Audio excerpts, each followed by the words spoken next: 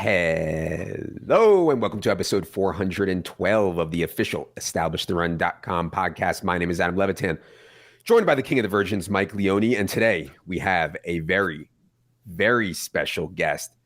This is a young man who claims he's the late round quarterback king, even though in the year of our Lord 2000, I drafted Dante Culpepper in round 12 and went on to win ESPN's overall fantasy football title.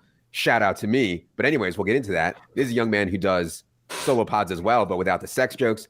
I think he's one of the sharpest people around to think about season-long fantasy strategy and players. It is the quarterback lord himself, JJ Zachariason of LateRound.com. JJ, how's it going, buddy? It's good, man. I've been thinking about increasing the number of sex jokes on the podcast to increase those downloads a little bit. I haven't gotten there yet, though. Yes, I can help you. Do you remember Dante Culpepper in the year 2000? I remember, heck yeah, I remember Dante Culpepper, man. Yeah, he was, but I can tell you that I wrote my ebook 12 years after that. So yes. if you wanna be king, if you wanna be the king of late round quarterback, I will give you that ability.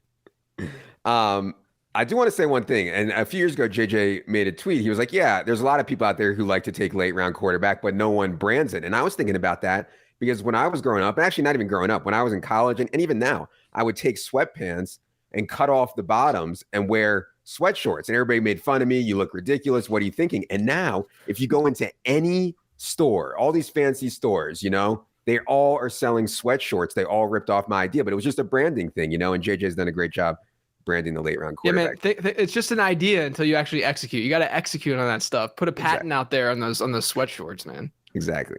Leone, good afternoon. How's it going? I was just thinking how it must be hard to have sex jokes on the podcast if you don't have sex. So that's, but it's going pretty well, man. Otherwise. Belated congrats to Leone on his Excel contest win. By the way, there's an inordinate amount of people who think that the video that we did was real. Like Leone actually went to the ESPN Excel thing and won. It's like really scary, but we'll let him keep thinking that. Anyways, on today's show, we're going to talk all things quarterback, 2 quarterback and SuperFlex formats and the quarterback position as a whole. I really do think that for more serious people, 2 quarterback leagues make sense. Like the quarterback position has been so devalued in 1 quarterback leagues, and people say it's kind of silly. And I kind of agree with them, even though it's the right strategy, I think, although maybe that's changing now. And we'll get into that a little bit at the end here with 1 quarterback leagues as well. Also, as you know, it is officially fantasy draft season. You're going to see a ton of people out there pushing their rankings. Everybody's got them. I've seen some truly laughable stuff out there. No one takes rankings for drafts as serious as us. We have a team of full-blown virgins handpicked by Silva and I. We're following every bit of news and updating target share, carry projections, literally down to the decimal point. All that flows through to our rankings and makes it so you can be sure when your draft comes, you have the most up-to-date and correct info. Also, note this podcast is brought to you by Underdog Fantasy. They have this absurd $2 million to first, $1 million to second fantasy tournament running right now. If you use promo code ETR when you sign up, they will match your first deposit up to $100. It's really a ridiculous contest, $25 buy-in. Drafting right now really is great practice for your home league. All right, let's start here. I know some people are listening and are like, I don't want to play 2 quarterback. I've never played 2 quarterback. Why play 2 quarterback? I guess I can start with JJ. And do you think it's the same strategy as SuperFlex? And for those guys who don't know, SuperFlex just means you're not required to start 2 quarterbacks, but you can play quarterback in your flex. Yeah, look, I mean, I think people have wanted quarterback to matter more in fantasy football for years. And, you can do whatever you want with like scoring settings and stuff. And yeah, it'll shift some things. It'll make this guy a little bit more valuable, et cetera. But it's going to be really hard to make a quarterback be like a true first round pick or first overall pick without, it's going to be difficult to do that without actually expanding the number of positions that you need to utilize in your starting lineup with quarterback. So, I think that if you go to 2QB or SuperFlex, what you're doing is you're making the quarterback position more important. And what that does, it just allows you to have and attack your lineup in a lot of different ways. I think that's important because it gets pretty monotonous. I mean, when you're consistently just going running back and wide receiver, and there's really only 2 positions that we worry about for the most part in early rounds, but with 2 quarterback and SuperFlex, that changes, and you're now throwing another position in there. Regarding the difference between 2 quarterback and SuperFlex, I think there is a slight difference, but only in more of like a best ball environment, I would say. If you look historically at how QB 12 is just a random position with quarterback, but QB 12, the worst hypothetical starter in a 12-team league, how they performed over the last 3 years in weekly scoring, they've averaged 18.9 points. But in PPR formats, the wide receiver 15 has averaged around that. And so essentially, when you're not having to like choose going into a given week and manage that lineup, and you can just kind of get a ton of wide receivers, let's say, and a ton of good wide receivers, you could hypothetically replace that position, whereas you would never do that going into a given week because quarterback's just a lot more predictable entering that week. So in a managed league, when it's not best ball, 2 quarterback and SuperFlex are generally the same, in most scoring formats. But I do think that the caveat of best ball is important because you can get away with, having sort of like an anchor quarterback and then having like 2 sort of like lower end or mid-range QB2s, as long as those like wide receivers are pretty healthy. Yeah, I think that's well said. Leone, if you look at our 2 quarterback rankings, I don't think we're giving anything away here by saying we have quarterbacks massively in the first and second round. When you're working on this in the back end, how do you think about 2 quarterback leagues and how they get bubbled up so far in the rankings? Yeah, I mean, they just comprise a really high percentage of your scoring in these leagues, especially if you're playing in a league that doesn't, throw in extra flex spots in addition to making it a 2 quarterback league. It's really important to have 2 guys that you're starting week in and week out, to JJ's point, if it's a managed league, because the security of those points is huge. If you're even playing SuperFlex, I mean, that's, either a second quarterback that's going to get you a floor of like 14 plus points, or you might be rolling the dice with a wide receiver running back whose floor is like, 6 to 8 points or maybe even lower. So it's a huge difference. It also matters the scoring system.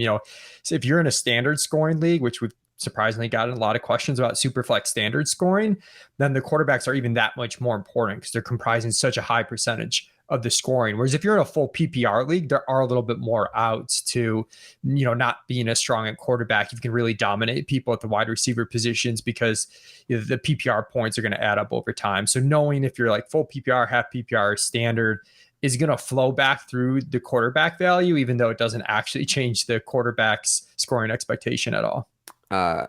People are going to have a heart attack, Leone, because they don't even want us, a lot of the, not the people listening to this, but a lot of people out there don't even want us to take Christian McCaffrey number 1 in normal leagues. We still have Christian McCaffrey number 1 in 2 quarterback. This is going to give people a heart attack, Leone. Before everybody freaks out, can you give the people a little bit of the math beyond CMC number 1, even in 2 quarterback leagues? Yeah, basically CMC, when healthy, his ceiling over every other running back is so insane. Like the gap is so massive, and the way our math kind of works is it's looking at the points versus a certain threshold at the position, and McCaffrey is just blowing that out of the water. Now, personally, if I was drafting in a snake draft, this might be a weird take, but I think if I was drafting in a snake draft, I'd probably take Allen first overall, just not knowing what the room is going to do at quarterback between my first pick and then the 23rd and 24th overall picks, or the 24th and 25th overall picks. But if I was in an auction setting, I'd pay more for Christian McCaffrey than Josh Allen because I have more control over the room. I can still make sure that I don't get left out in the cold at quarterback. So I think it's a scenario where McCaffrey in a vacuum is definitely worth more than Josh Allen because of what he provides relative to base. But if you take into the dynamic factors of a snake draft, I would probably actually take Allen first overall. Yeah, it's interesting for sure because I think a lot of this depends on what everybody else you're drafting us thinks about quarterbacks. In other words, if you know that every single other person is going to take quarterbacks, and I've seen this in 2 quarterback leagues where like nobody will take a running back or a wide receiver. It's just quarterback.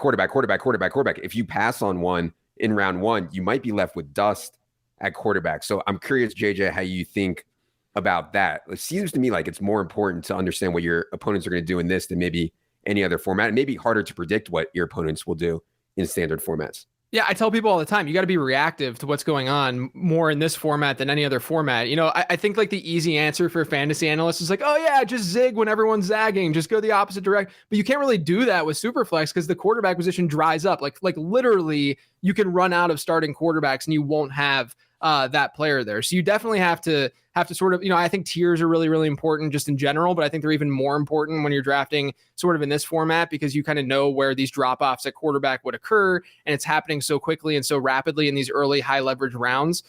So yeah, I mean, you kind of have to play into what your draft is doing, and you might feel like you're getting a devaluation on a player by reaching a little bit or whatever, but at the end of the draft, you're going to feel a lot better, because it's a lot easier to feel comfortable throwing darts at some running backs that, might hit later, or wide receiver who might hit later. You're just not going to find that at quarterback. So you have to spend up. Yeah, there's just not positional ambiguity. And we talk about that all the time at running back and wide receiver. Hey, we want to bet on ambiguous situations. You can get some really good players late because people are overrating week one roles. My concern with taking Christian McCaffrey first into quarterback is it could get back to me. And like JJ said, I mean, I could be left with total dust if all the quarterbacks go. So that's hard, and something I think to be aware of for sure. The way it goes the other way is, what if people underrate? What if people don't understand how valuable quarterback is into QB? Like, are we taking 3 quarterbacks? Are we just loading up on quarterbacks? What do you think about that, JJ, if the rest of the room is underrating the quarterback position? I still think that you can, it depends on where you're drafting and such. And it just depends on like how the draft is unfolding, of course. But at the same time, I think that you can still feel fine with the stability that you're going to get a quarterback. Like regardless, at some point, it's usually like in that 4th, 5th round when like typically we would see like some of those like mid to late round or mid to bottom QB2s start going off the draft board. But at the very least, like around that time in the draft, you're going to start seeing teams panic a little bit and get their quarterbacks. And that's the one thing that we have to think about with SuperFlex and 2 quarterback leagues versus single quarterback leagues. Part of the reason that single quarterback leagues, you can wait at the quarterback position is because obviously the demand is different, right? You only need 1 versus you need 2 in a SuperFlex league. But what that does is it stretches the ADP because you don't need them as much. The teams can wait. Mm-hmm. And so you're getting this 12th ranked quarterback in like round 10 or 11, whereas that 12th ranked quarterback in a super flex league is going to go in round 2 or 3 typically. Mm-hmm. And even if that changes slightly, like even if, to your point, like teams aren't drafting quarterbacks that heavily and it goes to the 4th round, the opportunity cost equation is still dramatically different than what you would see in a single quarterback league. So, I still think that it's smart, especially in this environment, and we can get into this in a second too, but in this current environment and like what we see from the quarterback position these days versus what we saw 5 years ago, 6 years ago, I just think it's imperative to get quarterbacks early and often. I wouldn't necessarily get 3 if you have 2 studs, that early, but it's definitely, a position where you're not going to regret getting and pairing up Russell Wilson with Jalen Hurts or something like that. There's not going to be any regrets afterwards. Whereas you could really screw yourself if you're waiting and you just don't get a good QB2. Yeah, exactly. It's just so much more predictable, the quarterback position. And that's why it's led to a lot of value in streaming and stuff like that all of us have been talking about for a long time. I think, and we're going to talk a lot about 1 QB leagues in an upcoming podcast and our preferred strategy for that. I think one of the most, I don't want to say controversial, but landscape changing takes that Leone's had that, I kind of wanted to puke at first, but I've come around on a little bit, is that the quarterback position has changed as a whole. And JJ referenced this, whereas I could get Dante Culpepper in round 12 in the year 2000. Even 5 or 6 years ago, I could get guys who could compete. I could stream because there weren't these rushing passing combos, or not as many of them. Now, I believe Leone's point, and he can explain it, is that now these days it's more predictable and the ceiling is higher when you have guys like Josh Allen and Kyler and Lamar and Mahomes who give you rushing and throwing at this really outrageous rate. So I think Leone's take now is that late round quarterback is no longer right, which it almost makes me want to puke to say, because I've been like forever the last one to take quarterback in my league, but I'm starting to come around on the predictability and the separation on this. So I want to get JJ's take too here as kind of the godfather, but Leone, go ahead on the QB landscape. Yeah, I mean, you hit the 2 points exactly. It's a combination of, 1, the quarterback position being more predictable than it's been in the past. If you look at ADP and compare it to top 6 QB scoring weeks, the top 12 quarterbacks that are drafted by ADP represent a much larger share of those weeks than they have previously. The last 2 seasons has definitely changed. So not only is it more predictable, but the gap is growing. And it's because we're seeing quarterbacks that are in high scoring offenses that throw a ton regardless of game script, like Tom Brady, Josh Allen, Patrick Mahomes. We're seeing guys that, not only run, but they run and throw, Kyler Murray, Dak Prescott too a little bit. Lamar Jackson's more rushing, but I mean, he threw a ton of touchdowns the year that he kind of broke fantasy and was available in like the double-digit rounds and isn't going to happen anymore. Jalen Hurts too. So those archetypes of quarterback are more predictable, higher ceiling. In the past, when we had maybe Aaron Rodgers or Russell Wilson go in round 2 or 3 and it was egregious, it was on the tail end of a year where maybe game script was super in their favor, or they ran really hot with efficiency, but it was stuff that was fluky and could change. And now that's not what's driving the quarterback performance. So it depends what league you're in. If you're in best ball, I think it's a really huge deal to kind of get an earlier quarterback, because the quarterback scarcity is somewhat in between a single quarterback league and a 2 quarterback league. If you're in a managed 1 quarterback league, there is still some ability to sit and wait just because your opponents will. And there's still a cutoff to me after like the top.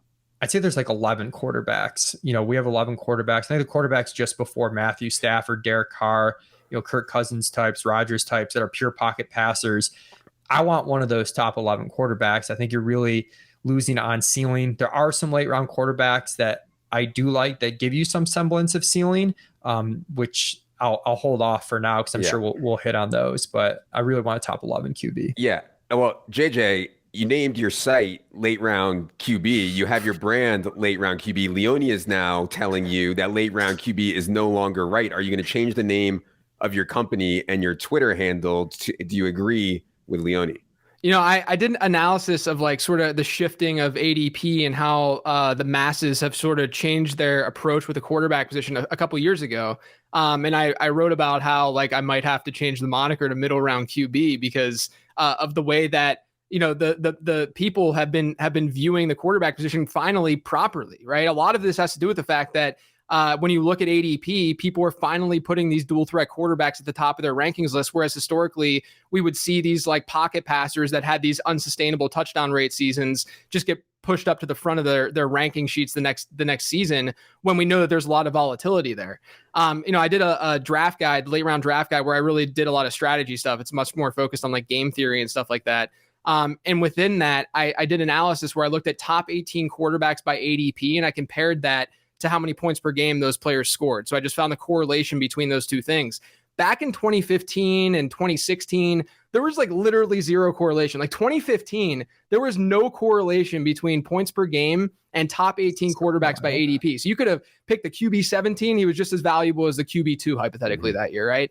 And that happened in 2018 as well. And typically, throughout like from like 2011 to the 2020 range the 2019 range, the R squared value was like 0.1 to 0.15. Like it's really, really low, right? The last 2 years, though, that R squared value of top 18 quarterbacks to points per game has been 0.55, 55%. It's just dramatically more predictable. And so what that does is, what we're seeing is that these quarterbacks aren't necessarily scoring that much more than their baseline position. If you consider baseline being like, maybe a streamer, or maybe just QB 12, these quarterbacks aren't scoring that substantially more versus their position. What's happening is there's a huge drop off after that QB 12. That's the first thing, right? Which is what Leone was alluding to with like QB 11 feeling comfortable around there, and then that drop off happening because then we see all these pocket passers start going. But on top of that, what people are really seeing, what we're seeing in the market, and why these quarterbacks are going earlier is because of this predictability aspect, right? Like we know that Josh Allen is going to be good in fantasy football this year. We know that Kyler Murray and Lamar Jackson and Patrick Mahomes and Jalen Hurts are going to be good in fantasy football this year. And the example that I use to show how there's so much more volatility with passing than there is with rushing. If I were to sit here and ask you guys, who's going to throw more passing touchdowns this year, Tom Brady or Jalen Hurts? I think we would probably say Tom Brady. Like we'd feel pretty confident in that, but I don't think it would be 100% for sure Tom Brady, right? Like Jalen, like what if they pass more? He's got AJ Brown now, the weapons are there, etc. So like, it wouldn't be shocking if we saw like a Jalen Hurts season like Lamar Jackson had during his MVP year where he threw like the 35 touchdowns or whatever. And maybe Tom Brady doesn't have that huge of a passing touchdown season. Well, then what if I ask the question, I say, who's going to have better rushing numbers, Jalen Hurts or Tom Brady? And we're all going to say Jalen Hurts because Tom Brady's a dad runner. Like we know that he's not going to do anything on the ground.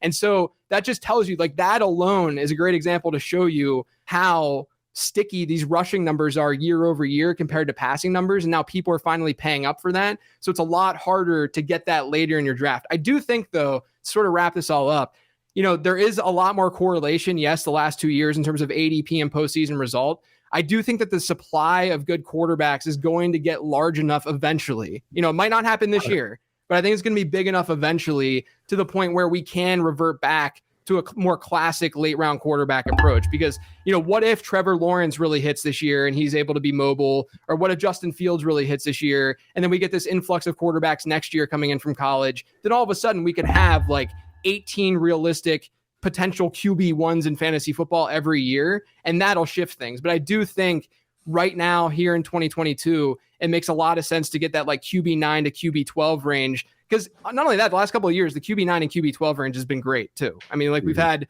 Josh Allen came from there, Jalen Hurts came from there. We're still seeing like good players from there, which is why I think everyone and a lot of analysts are saying Trey Lance is like the quintessential late round quarterback this year, right? Like he's like the go-to from that perspective, more in like your home leagues at this point because his ADP is rising. But that's all, it really comes down to this predictability aspect more than anything else. That's why these quarterback prices are rising.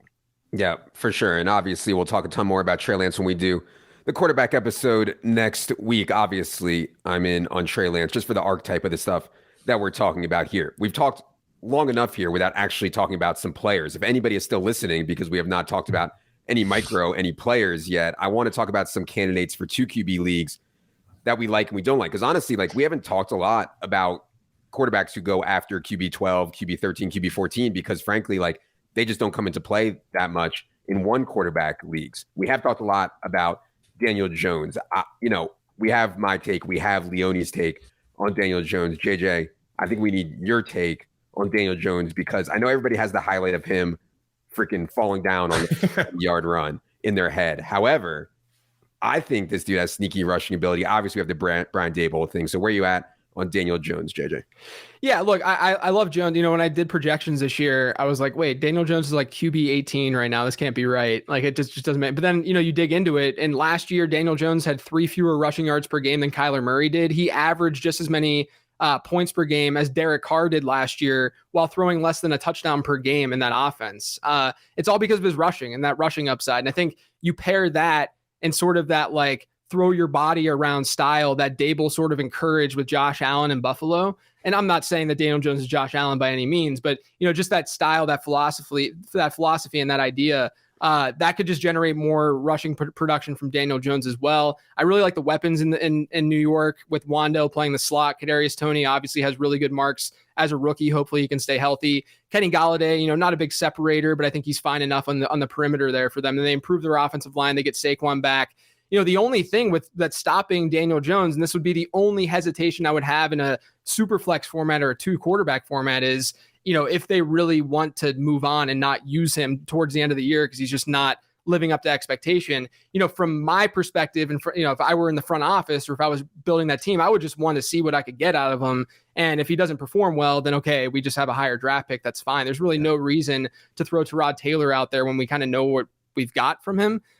So I do think that like rationally, it makes sense for them to use Daniel Jones all season long, but you do run that risk a little bit more. But yeah, I mean, to me, he's like a firm QB2, but he's being drafted as a low end one. I have Daniel Jones on like every team. And my only concern is like the 5% chance that he just flat out sucks so bad. Like he's so bad that they like can't continue to play. Yeah. Like they like would lose the locker room if they keep putting him up. But I think that's a really low probability. So Daniel Jones would be probably my favorite target in 2 quarterback leagues. We do have some rushing upside, maybe in other spots. Leone, I mean, Justin Fields obviously is a rusher. I think Chicago could be the worst, if not one of the worst teams in the league this year, which is a problem. We have Marcus Mariota, who I think comes into play in 2 quarterback also, if we think he can hold the job. What are some other 2 quarterback league targets you like, and what are your takes on Fields and Mariota, Leone? Yeah, I like, the archetype of Fields where it's possible he could have, a top 8 quarterback season because of the rushing. I do think when you look at the range of outcomes, to me, he's kind of, overdrafted a little bit, at least relative to some other guys that I like, Daniel Jones being one of them. Also, Trevor Lawrence, Zach Wilson. If I'm betting on quarterbacks with upside, it's kind of these rookies that failed last year, but are in better or good situations. In terms of Lawrence, the coaching switch, there's just no way that's not a positive for him. It was such a disaster with Urban Meyer. He's got some sneaky rushing upside too. And then with Zach Wilson, that offense, if it kind of similar to Daniel Jones, it's like if Zach Wilson just doesn't suck, that offense has so many weapons. We've got Elijah Moore, they draft Garrett Wilson. They've got Breece Hall at running back. Corey Davis is a solid, third wide receiver in that mix. So they have a lot of weapons, and these guys are, he's athletic enough to use his legs a little bit. I know Silva was ripping me for hoping Zach Wilson runs more, but he can run a little bit. So I like those guys. When you start getting past them into like the Mac Jones, Matt Ryan tier, I kind of feel like at that point, especially if you're in a QB hungry 2-quarterback league, if those guys get boosted up to like 5th, 6th round, I think at that point, I'd much rather start developing and building my skill players and wait and just piecemeal quarterback 2 together. And that's where Marcus Mariota comes in. And some of these guys are going to be really cheap because their playing time security over the course of the season's low. But if you can make it work or just piecemeal, draft Mariota and Desmond Ridder really late, draft Jacoby Brissett really late. I'd almost rather piecemeal that than pay too expensive of a price tag on the pure pocket passer that has like no upside just because they're not in pass happy offenses. I like Jared Goff a little bit, but again, like I'm not reaching on QB 2021 when I can wait and just kind of see what falls, even if it is a pure pocket passer, like maybe Baker Mayfield falls a ton. Yeah. I kind of like the idea of Mariota and Ridder together. You get 17 starts out of them, and you get some rushing equity from both of them. I think that's at least interesting. What about pocket guys, JJ? We know we hate the pocket guys. They need to be so efficient to match up with the rushers. But there are guys like Kirk Cousins, Matt Ryan, Davis Mills. I know I like more than Leone. What do you think about some of these pocket guys in 2-quarterback leagues? Yeah. Another mobile guy who I think is flying under. I'm probably going to get chastised for this, but Trubisky. I think Ryan Tannehill is kind of interesting where he goes, because he's like QB 23, QB 24. If you look at how he scored points per game over the last 3 years, he's been QB 15, 10, and 9. And really last season, his touchdown rate dropped dramatically, which is a huge reason why he didn't do super well, but he was still QB 15 in points per game. And then I think a lot of the reason why he's going where he's going is because there's just so much. I mean, obviously the offense is ancient, but the wideouts that they have there, just there's a lot of question marks, right? Like Robert Woods coming off the ACL, Treylon Burks is like up and down this roller coaster of is he good or not? And so I do think that if that clicks, like if that comes together, Ryan Tannehill could actually be kind of decent. I mean, he's kind of got that like Josh Allen. You think his rushing touchdown production is going to regress, and that he scores like 7 rushing touchdowns in the season. All of a sudden, you're like, holy crap, where did that come from? So I think Tannehill's kind of interesting. If I'm looking at like pure pocket passer, I want to pair that with a player or with good weapons, right, and a good system. I think Cousins is fine, but he's sort of in that tier with like Derek Carr, who I think is like sort of has the same range of outcomes as Cousins does. And I think we can be bullish about Cousins' new system and stuff like that. But if I want to go a little bit cheaper, I'd probably look to Jameis. Last year before he got hurt, he had kind of a unsustainable touchdown rate, but that could also just be, we see that fluctuate year over year, but some players are just able to sustain that in certain systems. We saw that with like Russ, for instance, in Seattle for a long time. And really, you're looking at an offense that has, if they're healthy, like really good weapons. I mean, you have Michael Thomas coming back, apparently looking great. You have Chris Olave, who can really stretch the field well, probably the best route runner out of this rookie class. Jarvis Landry's at least a solid option for them. And then you have, one of the best pass catching backs coming out of the backfield. So I think Jameis is actually kind of interesting. And we know that he can score in big chunks too, because he's got that arm and he likes to throw the ball down the field. So I think if I'm looking at that tier of like Matt Ryan and like, those kinds of guys, I would probably just lean to Jameis because I think he's the most upside out of them. Yes. I've not been on Jameis at all because I'm afraid that they're going to like do some funky things with him. And I'm going to be sitting there watching Taysom Hill around the goal line, and I'm going to tilt my face off. But I do think that Jameis from a weaponry perspective is at least interesting. Anybody? Go ahead, Leone. I was gonna say, if you have extra bench spots too, I think it's worth stashing, some of these quarterbacks that don't have jobs, which you would never do in a 1-quarterback league. Again, depends on the depth of your bench a little bit, because a lot of times you want, running back lottery tickets on your bench. But if you are completely piecemealing quarterback 2 together, having Huntley or Malik Willis, these guys on your bench, where if somehow they got the job, which is unlikely, but if injury occurs in front of them or something, they're going to be really legitimate fantasy contributors. I'm not going to stash someone with limited upside because it's not worth the bench spot, but you could really hit a home run and bypass the waiver wire if Lamar Jackson gets hurt and you have Huntley, like we saw what Huntley did last year. And Malik Willis, we know when he plays, he's just going to run so much that it's going to be impossible for him to not deliver fantasy value. One guy I want to ask about, JJ, is Tua, because Tua can move a little bit, and they have Waddle and Tyreek Hill, and I know Gesicki's role probably isn't going to be as good as we had hoped. But they have Gesicki also. They signed Cedric Wilson. Like, I could see if Tua is good and capable, him doing something. Where do you think about Tua and where he's going now? Yeah, the other thing too, like if you look at historical ADP data and you look at like quarterbacks that have been in situations where their pass catchers are being drafted so high, those quarterbacks generally like exceed expectation at a pretty decent rate. So that's another like plus for Tua. I'm fine with Tua. Like I think he's sort of like at the bottom of that like pocket passer tier, and maybe in a tier past the Derek Carrs and the Kirk Cousins and stuff, because the safety isn't necessarily there as much, but. If you look at his passing number, his deep ball numbers, which is what everyone's concerned about, right? It's not really the accuracy that's the problem. It's just the frequency that's the problem. Like his accuracy has been fine on 15 plus and 20 plus yard air yard throws. It's just that he doesn't do it a lot, and that's a problem, right? I mean, and I don't know if you look at their personnel and you say that they are absolutely going to throw the ball deep, because both Jalen Waddle and Tyreek Hill are really great after the catch too. Yes, they create great separation, and that's why that's great for Tua. Like Devontae Parker, a guy like that, didn't work well with Tua because Tua only throws the open guy. Like that's his mode. That's how he plays. He's not like Ryan Fitzpatrick. And so these guys separate, and that's great, and they should be able to get down the field for these deep ball passes. I just don't know if it's going to come that frequently. And then on top of that, Mike McDaniel coming from that Shanahan system. Jimmy Garoppolo rarely threw the ball down the field at a really, really low rate. And so what if that translates to this system, and they really just got Tyreek and they have Jalen Waddle just create a lot of yards after the catch, which is exactly what we saw in that San Francisco system. So right. I think there's just a lot of volatility with Tua, which is why I do think he probably deserves to be in the tier below those other pocket passers that have just, similar enough upside. But if you're strictly looking at upside and not really concerned about that floor, then I do think that Tua could have just as similar of a ceiling as like a Derek Carr or Kirk Cousins. I'll say two things on that. First, the video intern who posted at the beginning of camp Tua like underthrowing guys deep. I hope that guy's been fired. I mean, I don't want him to be fired, but that was incompetence for sure. Second, I don't think it's that bad when you have Tyreek Hill and Jalen Waddle, who I think will be two of the best yards after catch guys in the entire NFL. I don't think it's that bad to throw a lot short and have a really high completion percentage and let them do their thing. I don't know if that lends itself to the biggest ceiling, but like when I'm thinking about DFS and for stacking, you can see like 8, 9, 10 target games and catch games out of both these guys. And in full PPR DraftKings, that can really stack up for sure.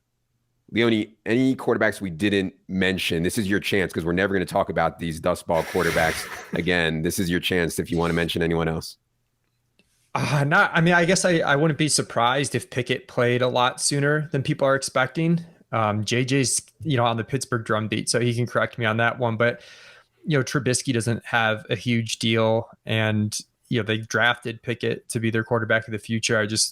I wouldn't be shocked if he started sooner rather than later. So would keep I don't know if the upside's huge there, but if he's going at a point where people are basically not drafting him because they're worried he's not going to be the starter, he's probably worth a gamble, especially right now while there's still some uncertainty there. Yeah, there's a lot of uncertainty there because it seems like Pickett has not had a good camp, and not that Mitch has either. But yeah, I don't know, JJ, you're the Pittsburgh guy. Any takes on that? I did have someone ask me, actually my tennis coach, shout out to Coach Greg, asked me if he should be taking Trubisky with his round 18 underdog picks, because nobody else, like as someone who you're trying to get unique in week 17, nobody else is going to have Trubisky stacks in week 17. I don't know, JJ, you have a Pittsburgh take? Yeah. So, I mean, historically, like it seems like these first round quarterbacks always play quicker than we expect. We're always like, oh, they're just going to sit out the first year. And then obviously like last year happens with Trey Lance and screws everyone. But Yeah, I mean, I would not be shocked if Kenny Pickett plays at some point this year and is just the starter like during the second half or something like that. But the other thing that we have to remember too is this Matt Canada offense really likes to get the quarterback out of the pocket. They just haven't been able to do that because they've had the statue in the back, back there under center for the last couple of years. And so I do think that they're going to and if you look at Trubisky and Pickett, both of them are mobile. I mean, Trubisky, when he was a starter in Chicago, he generated a lot of points via his legs. And then Kenny Pickett, we all saw what he did in the ACC championship with the fake slide. He has some mobility to him too. I don't think it's not going to be like a Justin Fields or Trey Lance type situation, but I think it's like probably Trevor Lawrence plus a little bit. Like I think that there's that athleticism there where you can generate some points that way. So, I don't think it's a bad call out at all. But it does sound like right now things are pretty atrocious with that quarterback spot in Pittsburgh. And one thing I'd say about Trubisky in best ball is that I actually like some of the stacking spots. Like I thought George Pickens was going too late for a while. I still think Chase Claypool was maybe going a little bit too late. I'm not as in on Deontay Johnson, but I do think Deontay Johnson can definitely play, and I could see him being fine as well. All right. We're on the Mitch Trubisky portion of the program. That means it's time to end it. JJ, tell the people where they can find you, where they can find your work, et cetera, et cetera. Yeah, all my stuff's over on lateround.com. I got a draft guide. There's a prospect guide too, but I have a draft guide that again is like a really game theory and strategy focused and stuff like that. And then I have my Patreon and my podcast, the Late Round Podcast as well. And then I'm on Twitter at Late Round QB. Yes, soon to be changed to at Middle Round QB. Right. Yeah. Yes, exactly. Okay, we'll be back with a bunch more pods this week, including Market Monday and some looks at positional stuff, Silva top 150 ranking changes. Be sure to subscribe to the podcast and on YouTube. Yes, there is content on YouTube that we're doing that is not on this podcast feed. For Leone, for the Middle Round QB, JJ Zachariason, I am Adam. Good luck, everybody.